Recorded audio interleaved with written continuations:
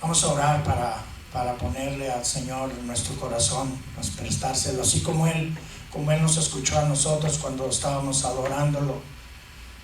Que de esa misma manera ahora nosotros le prestemos nuestro corazón a Él, para que Él siembre la palabra que tiene para nosotros, para que esa palabra se convierta en una semilla y esa semilla dé su fruto a su tiempo, tal y como lo dice la palabra. Damos gracias, papá, porque nos permites estar hoy aquí en este lugar, y te doy gracias por el privilegio que me das de poder compartir, Señor, tu palabra con cada uno de los hermanos que están aquí.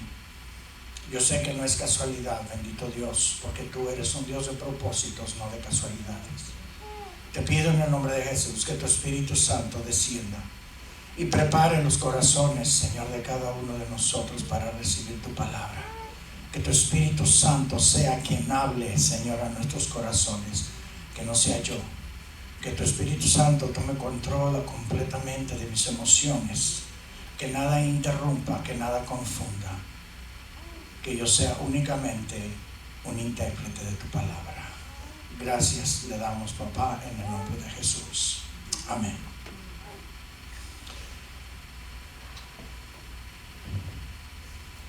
Uno no sabe por qué Dios nos inquieta en algunas áreas, y Dios comenzó a inquietarme desde el principio de la semana en este tema referente a una sola palabra: compasión. La compasión. Hace un par de semanas, los lunes, cuando nos reunimos nosotros aquí, después de que tenemos las clases de capacitación para líderes, tenemos un rato, un devocional y un rato de adoración, y algunos hermanos, algunas hermanas, Dios los llama y nos inquieta que sean ellos que compartan el mensaje. Y ese día Dios puso en nuestro corazón que fuera Laurita, mi hija, la que nos trajera ese mensaje, ese devocional. Y ella habló de la compasión. Y me inquietó tanto esa palabra. Y yo puse a hacer memoria de cuántas veces yo en mi vida he escuchado un mensaje que hable específicamente de la compasión, y no recuerdo uno.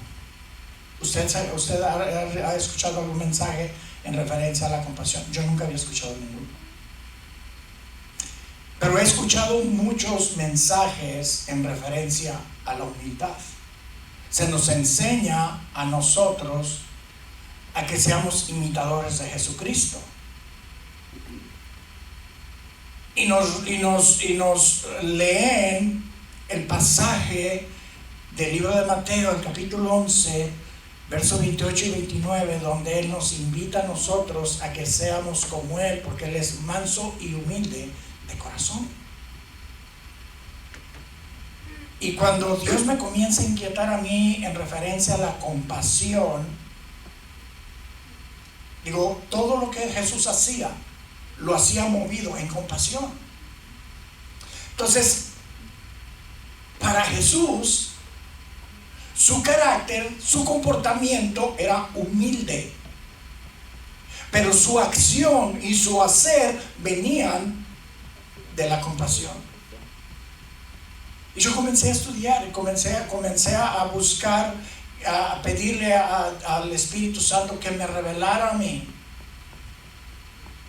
una palabra que yo pudiera compartir con la iglesia en referencia a la compasión. Pero antes de compartir con la iglesia, yo quiero dar el significado de la humildad. Y La predicación no se trata de la humildad, pero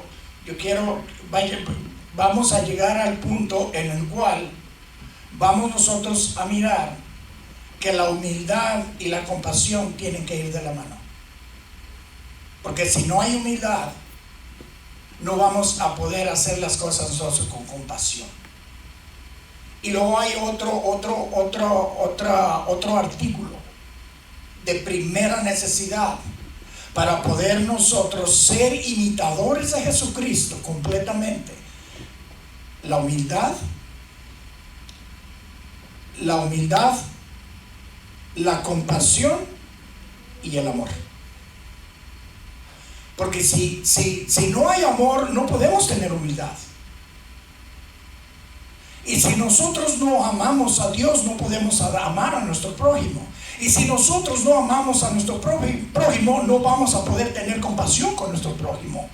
Porque no existe el amor en nosotros. Cuando nosotros decimos que Cristo vive en mí, es porque estamos seguros que tenemos el amor y tenemos nosotros que mostrar el amor de Jesucristo. La humildad se compone en tres diferentes maneras: como valor, como socioeconómico y como sumisión. Sumisión, sometimiento. Y la humildad como valor se refiere a una cualidad de la persona que se baja frente a las demás, porque reconoce la igual dignidad de cada ser humano. Que se pone, porque una persona que es humilde sabe que todos nosotros somos hijos de Dios y todos estamos al mismo nivel, que no tiene nada absoluta que ver la posición socioeconómica, porque todos ante los ojos de Dios absolutamente todos somos igual. La humildad puede ser una cualidad humana independiente de la posición económica o social. Una persona humilde no pretende estar por encima ni por debajo de nadie, sino que sabe que todos son iguales y toda existencia tiene el mismo grado de dignidad. No pretende estar por encima ni por debajo de nadie. Quiere decir que no, porque nos consideramos humildes, nos vamos a dejar que nos humillen. Es completamente diferente. Tenemos que encontrar una línea, un nivel en el cual no podemos dejar que nos humillen, pero no podemos nosotros ser soberbios. El ser humilde, reconocer los errores ante los demás,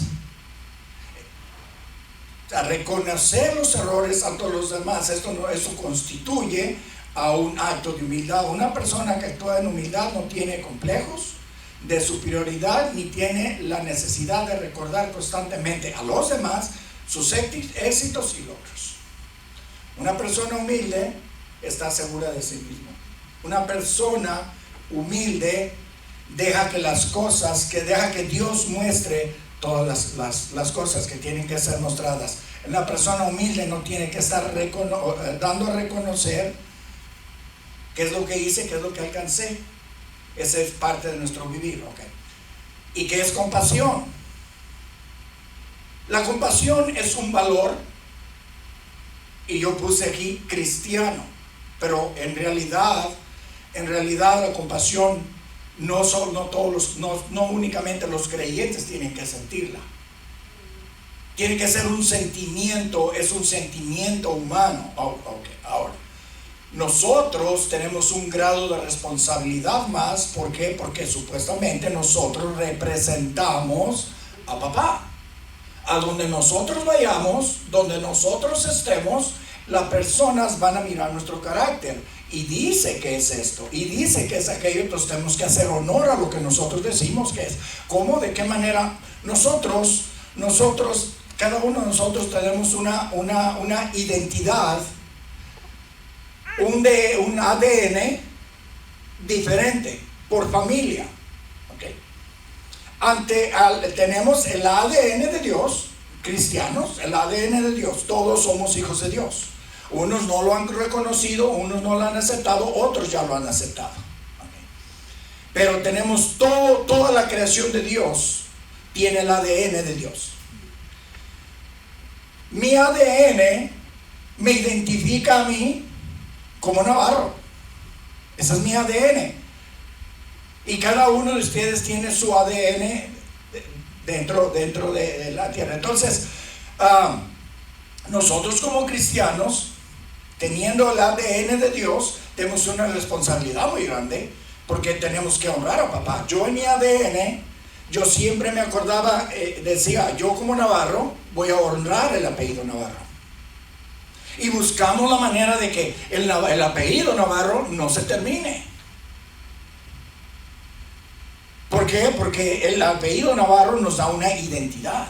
A cada uno de ustedes su apellido le da su identidad. Entonces nosotros, yo con honrar el apellido de Navarro, estoy honrando a mi padre. Porque todo lo que yo haga en mi pueblo, el hijo de José, ¿qué estoy haciendo? Estoy deshonrando a mi padre terrenal. Porque el hijo de José no es su nombre cabal. El hijo de José pide prestado y no paga. El hijo de José roba. El hijo de José miente. ¿Y quién es el que está quedando mal? El hijo de José. Yo también, en mí no me van a confiar. Entonces, teniendo el ADN de Dios, todo lo que nosotros hacemos es buscar la manera de cómo nosotros honramos a Dios, no avergonzar a papá. Mira, y dice que es hijo de Dios, y mira lo que anda haciendo. Entonces, ese es el cuidado que nosotros tenemos que tener. Y hay situaciones diferentes. El significado bíblico de compasión se deriva de la traducción de la palabra en hebreo raham, que indica la muestra de misericordia y el albergue de piedad. La compasión es una acción, es la acción y el efecto de compadecerse por las necesidades y por aquellos que sufren la necesidad. Eso es compasión. Es albergar en nosotros la acción y el efecto de poderse uno compadecer con una persona que es menos, ¿cómo decir la palabra? Se me fue la palabra que quería decir. A veces nosotros voy a tratar de explicar la palabra que no me encontré. Alguien me la quitó. Menos afortunado, pues. Gracias, Señor, por revelar. Son menos afortunados que nosotros. A veces nosotros decimos, estoy pasando una situación bien difícil, pero hay personas que están pasando más difícil que nosotros. Entonces, dentro de nuestra necesidad tiene que albergar esa acción de compadecernos de ellos, porque están un poquito menos afortunados que nosotros, ¿verdad? Entonces, el valor de la compasión conlleva a la amabilidad y a la asistencia para los más necesitados. Nos lleva a poder otorgar el perdón a los que nos hacen mal, porque la compasión nos enseña a nosotros que también esas personas, de igual manera que nosotros somos víctimas del vituperio, esas personas también están siendo víctimas del vituperio de la misma manera, y posiblemente no queda únicamente en vituperio, sino también llega hasta lo físico. Entonces, aún dentro de nuestras necesidades, a lo que voy es de que nosotros en nuestra necesidad no podemos nosotros quedarnos llorando, lamentándonos por lo que nos está pasando, cuando nosotros sabemos que puede haber alguien que necesita más que nosotros. Amén. Eso es tener compasión. Y tener la compasión para reconciliar a las demás personas. Cuando yo entiendo, eso lo saco del diccionario. En mi diccionario, que tengo mi diccionario de estudio, diccionario bíblico, y Y le digo, Señor, muéstrame a mí. ¿En cuáles áreas Jesús usó la compasión para beneficiar a su pueblo? En Mateo 9:36 no puede haber un mensaje si no tiene una palabra que la respalde, la palabra bíblica, ¿verdad? Entonces a este mensaje le puse como título: la compasión es una misión. Mateo 9:36 dice la palabra de Dios: y al ver las multitudes tuvo compasión de ellas, porque estaban desamparadas y dispersas como ovejas que no tienen pastor. Entonces hace rato dijimos, ¿verdad?, que la humildad y la compasión tienen que ir relacionadas con el amor. Si en este sentimiento de compasión no hay amor, no es una compasión, sino más bien es una obligación. Y Dios no nos obliga a nosotros a hacer nada por nadie por obligación, porque no va a dar fruto. Tiene que nacer del corazón. Esa compasión tiene que nacer del corazón y tiene que ir acompañada del amor.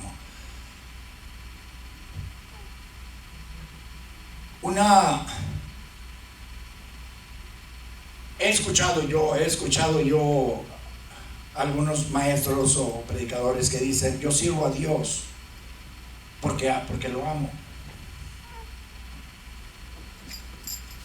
Y yo amo a Dios. Para mí Dios es mi vivir. Yo me enamoré de Dios y yo no puedo vivir sin Dios.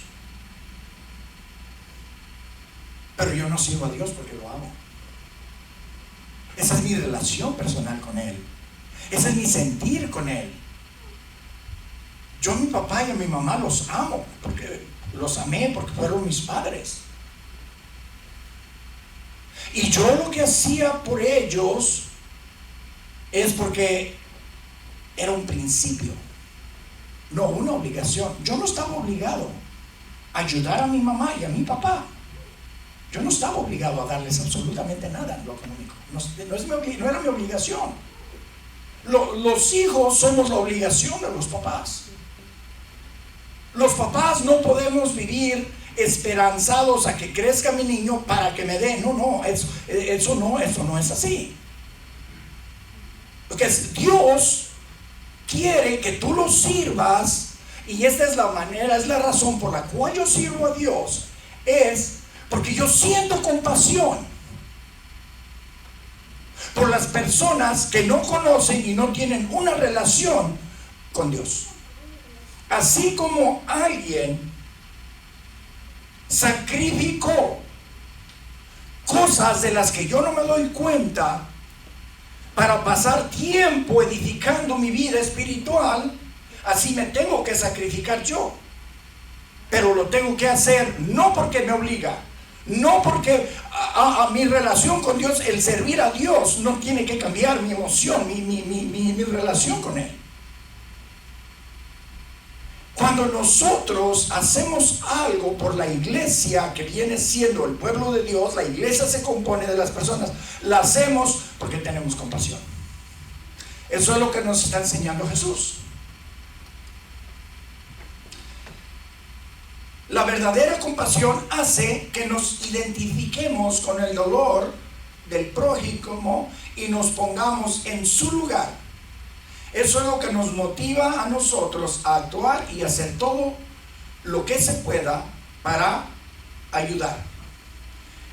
La emoción, la compasión es una conmoción interna que nos lleva a hacer algo para ayudar al prójimo. Entonces, si Cristo vino a la tierra para mostrarnos a nosotros y ponernos el ejemplo de cómo vivir. El practicar la compasión, el accionar dentro de la compasión, es una responsabilidad de nosotros. Es un principio que debemos de accionar en nuestro sentir. Yo le daba a mis papás porque era un principio. Yo sabía, porque la palabra de Dios me enseñaba a mí que yo tenía que honrar a mi padre y a mi madre, y Dios me iba a alargar mis años. Entonces yo entendí que no era una obligación, sino un principio. Necesitasen o no necesitasen, yo les daba porque era un principio. Entonces, a Dios lo servimos nosotros porque sentimos compasión del pueblo de Dios y estamos trabajando para el reino de Dios, estamos trabajando para papá. En Marcos 6:34 miramos nosotros lo que le daba compasión a Jesús. Jesús tenía compasión por la confusión de las personas. Marcos 6:34 dice: salió Jesús y vio una gran multitud y tuvo compasión de ellos, porque eran como ovejas que no tienen pastor. ¿Y qué fue lo que hizo? Y comenzó a enseñarles muchas cosas. Jesús veía la confusión de la gente y se puso a enseñarles muchas cosas. Por eso es de que la responsabilidad de la iglesia es enseñar a la iglesia a que no vivan confundidos. Desafortunadamente, nosotros mismos traemos confusión a la vida. Le voy a decir por qué. A veces nosotros, estoy hablando yo como maestro o yo como pastor, puedo traer confusión a la mente de las personas. Le voy a decir por qué. Porque a veces nosotros enseñamos que nada más nosotros estamos correctos, y eso confunde. Porque nosotros singularizamos religiones. Porque esa religión está equivocada. Esta otra religión está equivocada. Esta otra religión está equivocada.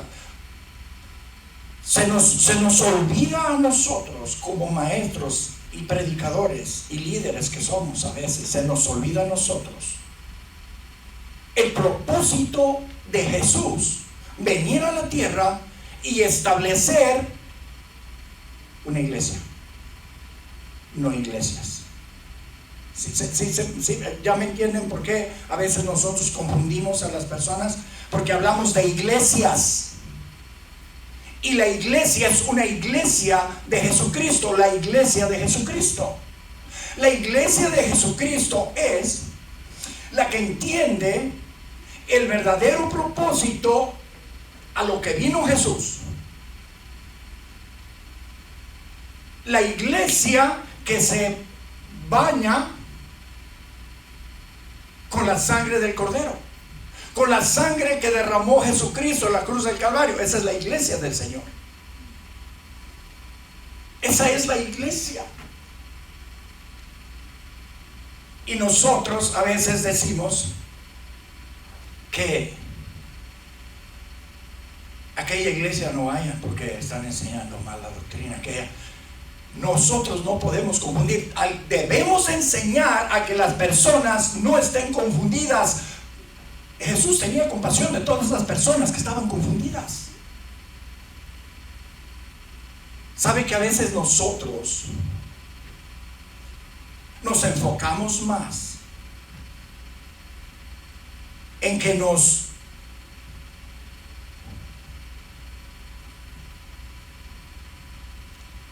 enseñen el significado de una palabra? Porque queremos que nos enseñen a nosotros con mucha teología. Y nos enfrascamos y perdemos mucho tiempo enseñando teología. Y perdemos el enfoque de lo que verdaderamente tiene valor, el significado de cada uno de los clavos por los que quedó tendido Cristo Jesús. Entonces es más importante enseñarle a la iglesia el significado de lo que hizo Jesús en la cruz que la teología. La teología no te va a llevar a ningún lado. La teología no te va a dar salvación. Pero si tú entiendes el propósito de los clavos y de la cruz, eso es lo que nos lleva a nosotros a la presencia de Dios. Y eso es lo que tenemos que enseñar a la gente. Jesús lo dijo: yo soy el camino, la verdad y la vida. Entonces eso es lo que hacía Jesús. Jesús tenía compasión por todas esas personas que vivían en confusión. Mateo 14:14. Eso nada más unos pequeños ejemplos. Yo sé que usted es una persona que lee la Biblia siempre, y yo sé que usted ahorita está pensando en posiblemente 30 diferentes ejemplos en los que Jesús muestra su compasión. Pero aquí nosotros nos muestra cómo Jesús tenía compasión del sufrimiento físico. Y esto cuando yo recibo la noticia de lo que acaba de suceder, yo me quiero imaginar que papá estaba sufriendo por el sufrimiento físico de estas dos personas que acaban de partir, que conozco. ¿Cuántas otras personas no se han ido? Mateo 14:14 dice: saliendo Jesús vio una gran multitud y tuvo compasión de ellos, y sanó a los que de ellos estaban enfermos.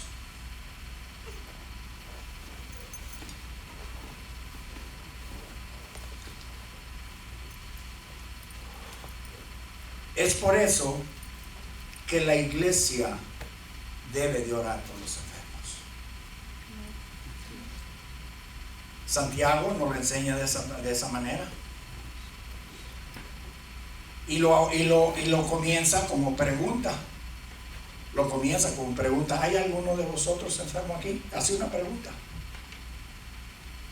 Y dijo: y si es así, llamen a los ancianos de la iglesia, júntense los ancianos de la iglesia.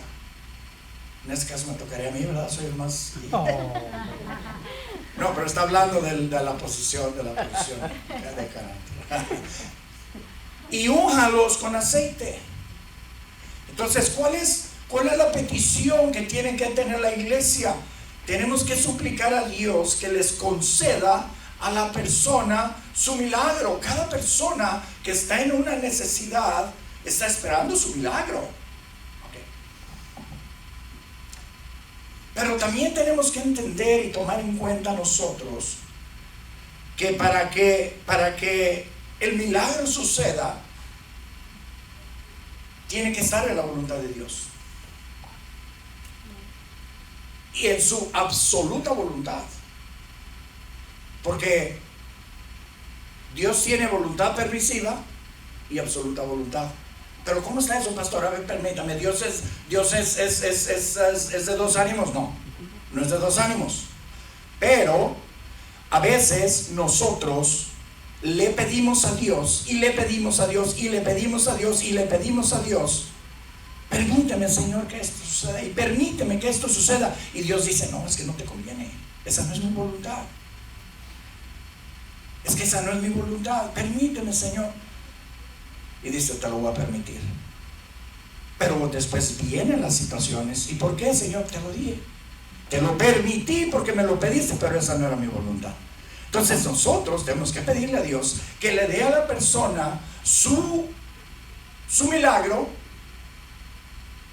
pero lo que está dentro de su voluntad, de su plena voluntad, porque solamente Dios sabe lo que le conviene a la persona que está. Ahora, cuando tú le pides a Dios por una persona, debes creer que Dios puede sanar de su enfermedad. Ahora, entonces, si se une, ¿les puedes decir que es a las 7?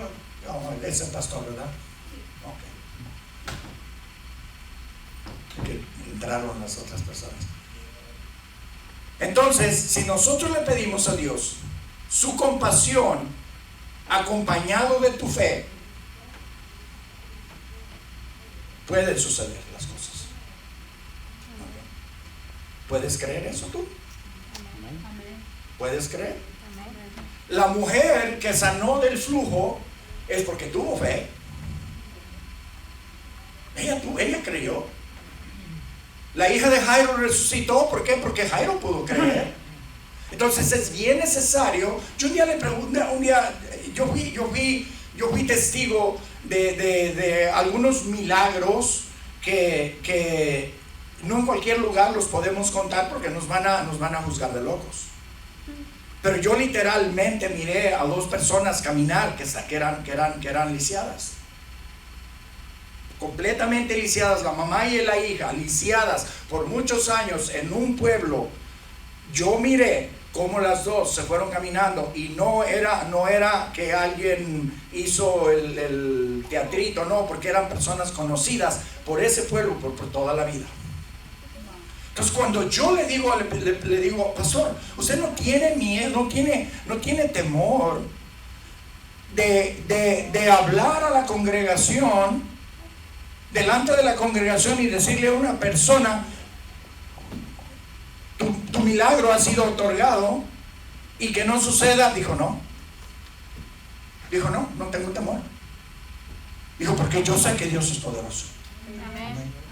Dijo, ¿no te acuerdas? Me dice, ¿no te acuerdas lo que sucedió con Jesús cuando estaba ante la tumba de Lázaro? ¿Qué fue lo que hizo Jesús? Él todavía no le decía a Lázaro que saliera de ahí y ya le estaba dando gracias a papá.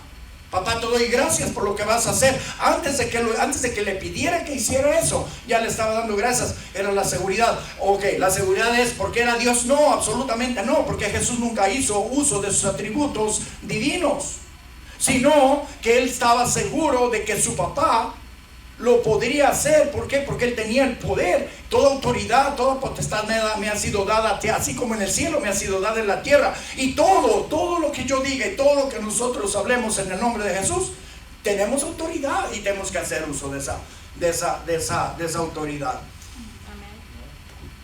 Jesús tenía compasión de las necesidades materiales y los problemas financieros de las personas.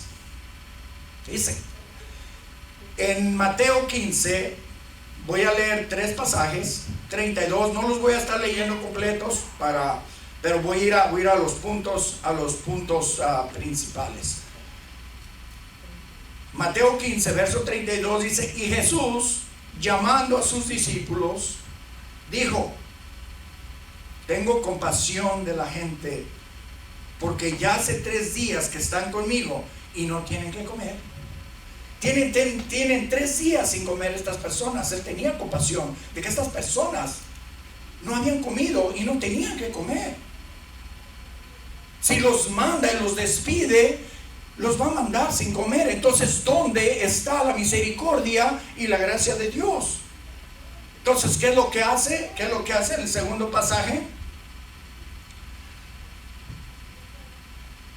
Y tomando los 7 panes y los peces, dio gracias, los partió y dio a sus discípulos, y los discípulos a la multitud, y comieron todos y se saciaron.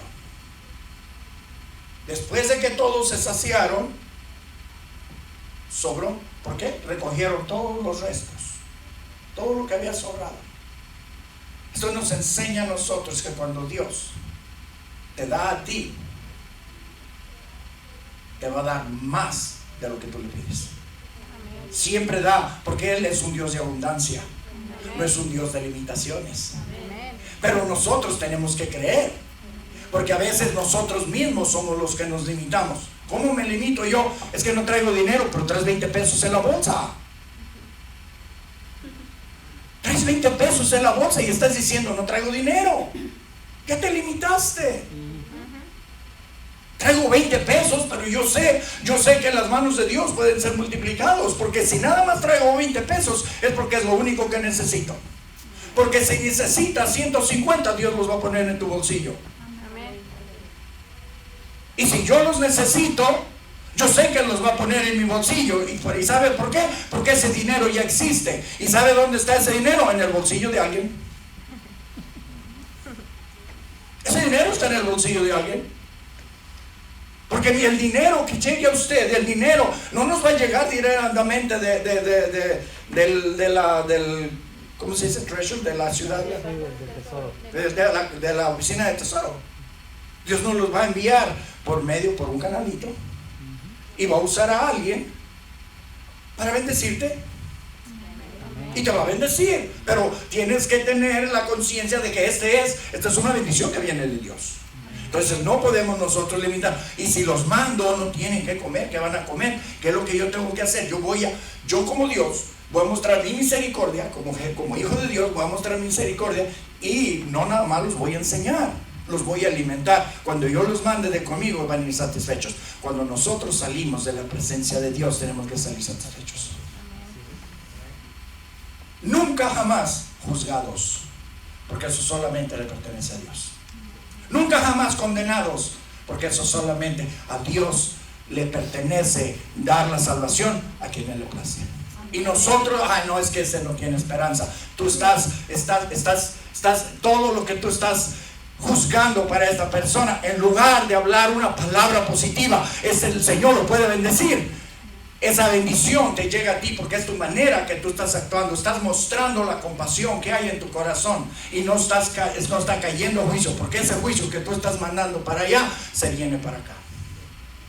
No podemos vivir una vida de juicios, porque solamente Dios, nadie es mejor ante los ojos de Dios. Ante los ojos de Dios todos somos sus hijos. Yo tengo 7 hijos, y los 7 hijos para mí son igual. Ninguno es mejor, y ninguno es diferente. Todos me pueden de la misma manera. Todos actúan de diferente manera. A cada uno lo trato de una manera diferente, pero yo no puedo medir el amor que tengo por ellos, porque siento la misma necesidad. Yo quiero que todos los 7 coman de la misma manera. Ahora tengo mis retoñitos, mis nietos, y yo quiero estar seguro que mis nietos coman de la misma manera que comieron mis hijos. Jesús tenía este tipo de compasión. Él tenía compasión por la soledad. Lucas 7, verso del 12 al 15. He aquí que llevaban a enterrar a un difunto, hijo único de su madre, la cual era viuda, y había con ella mucha gente de la ciudad. Y cuando el Señor vio, ¿qué fue lo que pasó? Se compadeció de ella y le dijo: no llores. Y acercándose, tocó el féretro, y los que lo llevaban se detuvieron, y dijo: joven, a ti te digo, levántate. Entonces se incorporó el que había muerto y comenzó a hablar, y lo dio a su madre. El hijo único, una mujer viuda, iba a perder a su hijo, se iba a quedar solita completamente, y Jesús tuvo compasión de ella. Esta mujer no se puede quedar solita. Y él hizo lo que tenía que haberse hecho para que ella no se quedara solita. Santiago 1:27 enseña cuál es la religión pura y sin mécula delante de Dios. El Padre es esta: visitar a los huérfanos y a las viudas en sus tribulaciones, y guardarse sin mancha del mundo.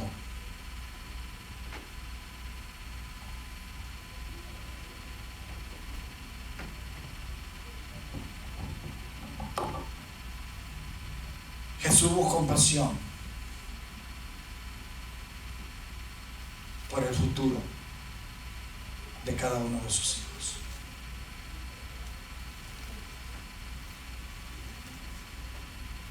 Jesús tuvo tanta compasión de cada uno de nosotros que hizo el sacrificio supremo para que cada uno de nosotros tuviese la oportunidad de ir a morar a su presencia. Sintió tanta compasión y él sabía que el único medio para que nosotros estuviésemos con él era dar su vida, la vida de su hijo, porque tanto amó Dios al mundo que no escatimó absolutamente nada y dio a su único hijo, al unigénito de Dios, para que todo aquel que en él crea no se pierda, mas tenga vida eterna. Todo aquel que en él crea, sin legalismos, sin religiosidad, sin hacer diferencias de raza, de creencias, de colores, absolutamente ninguna diferencia, para que todo aquel que en él crea no se pierda, mas tenga vida eterna. Amén. Y luego más adelantito dice en el siguiente versículo, porque no vino Jesús al mundo a condenar al mundo. Él no vino a condenar al mundo. Él nunca nos va a condenar a nosotros. Cuando nosotros llegamos a la presencia de Dios, a veces decimos: ay, Señor, es que no soy digno. Si eres digno, porque Él dio la vida por ti. Amén. Ay, es que yo no valía nada. Si valías mucho, porque dio la vida por ti. Amén. No te menosprecies. No menosprecies lo que hizo Jesús por ti. Ay, es que yo era una basura. No eras una basura. No podemos expresarnos de esa manera. Yo andaba equivocado, sí, yo andaba equivocado. Yo erré al blanco, eso significa, esa es la traducción de la palabra pecado. Errar al blanco. Simplemente yo me equivoqué y estaba tirando dardos fuera donde no estaba el blanco. Pero si yo no fui digno, entonces ¿por qué el Señor con su misericordia me rescató y nos rescató a cada uno de nosotros? ¿Por qué? Porque nos encontró dignos. Él dio la vida para que nosotros tuviésemos vida. Qué rápido se va el tiempo. Yo tengo años desde que predico peleándole al tiempo y nunca le he ganado. Yo me imagino, no sé, mi esposa nunca me quiere decir porque piensa que me le enojo, pero le digo a mi esposa: ¿qué tan difícil es escucharme a mí predicar 45 minutos? Es difícil. Es que habla uno y ya cuando miras, híjole, ya se acabó el tiempo. ¿Verdad? Qué tremendo, ¿va? Pero yo oro por ustedes para que Dios les dé para...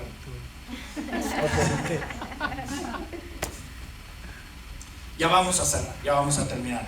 Yo nada más quiero compartir algo que nosotros podemos, en el cual nosotros nos podemos identificar cuando nosotros vayamos a actuar en compasión. Un pasaje bíblico que se encuentra vamos al libro de Lucas.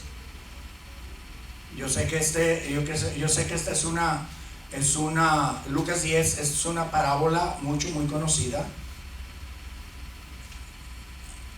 Lucas 10.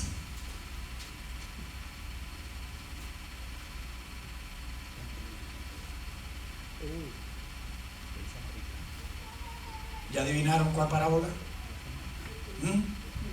¿Cuál parábola? A ver. El samaritano. Amén. Voy a leer comenzando el verso 30. Dice: respondiendo Jesús dijo: un hombre descendía de Jerusalén a Jericó y cayó en manos de ladrones, los cuales le despojaron, e hiriéndole se fueron, dejándole medio muerto. Aconteció que descendió un sacerdote por aquel camino y viéndole pasó de largo. Asimismo un levita, llegando cerca de aquel lugar y viéndole pasó de largo. Pero un samaritano que iba de camino vino cerca de él y viéndole fue movido a misericordia, a compasión, y acercándose vendó sus heridas, echándole aceite y vino y poniéndole en su cabalgadura lo llevó al mesón y cuidó de él. Otro día al partir sacó 2 denarios y los dio al mesonero y le dijo: cuídamele, y todo lo que gastes de más yo te lo pagaré cuando regrese. Y ahora hace una pregunta, entonces, pues, ¿quién pues de estos 3 te parece que fue el prójimo del que cayó en mano de los ladrones? Esta es otra predicación completa. No voy a entrar a predicación. Cuando yo mire esto, digo, wow, si aquí podemos predicar 6 meses. Pero yo quería nada más mostrar, traer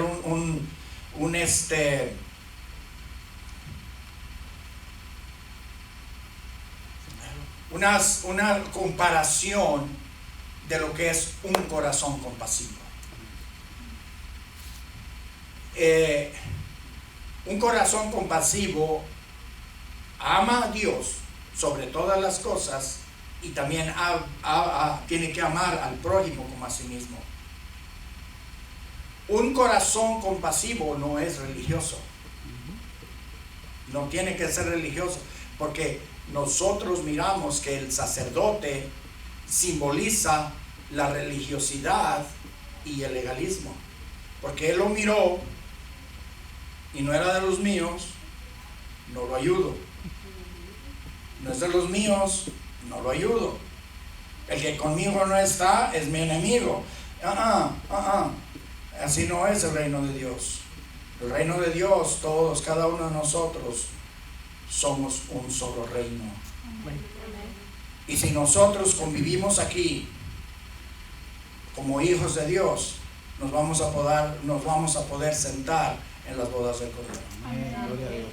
Porque si no convivimos aquí, no vamos a poder convivir allá. Entonces, no puede haber legalismos ni religiosidad. Un corazón compasivo toma el ejemplo del samaritano. El samaritano, Cristo simboliza al samaritano. Y el buen samaritano sabe querer de una manera divina. El amor de nosotros, la compasión de nosotros al prójimo tiene que ser el sentir de Dios, tiene que ser divino. Un corazón compasivo no puede ser indiferente. El levita pasó con indiferencia al sacerdote con su religiosidad y fueron indiferentes a la necesidad y el sufrimiento del prójimo. Entonces no es su prójimo, porque tenemos que ayudar a alguien que está en necesidad sin mirar raza, nacionalidad o religión. Y un corazón compasivo muestra la atención en tiempos de angustia al prójimo. Mostró su apoyo.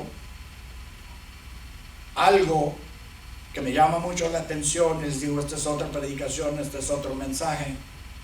Antes de partir, el samaritano sacó 2 monedas y se las pagó al mesonero. Y si te falta más, cuando yo vuelva, te pago lo que te faltó. A lo que yo quiero llegar es a cuántos de nosotros ya Dios nos pagó por adelantado. Amén. Amén. Póngase de pie.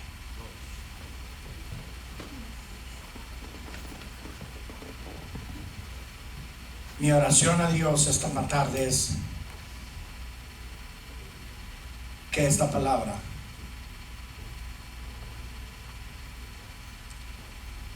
fermente en su corazón y crezca y dé su fruto. Amén. Porque al mostrar compasión no le pertenece al que está detrás del púlpito o al que enseña en una aula. El ser humildes tiene que ser nuestro comportamiento. Pero nuestra acción es la compasión. Tener la capacidad, pedirle a Dios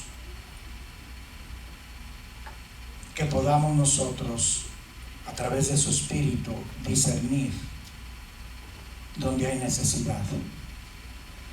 Porque no todo el tiempo nos damos cuenta. A veces es que no me dijo nada.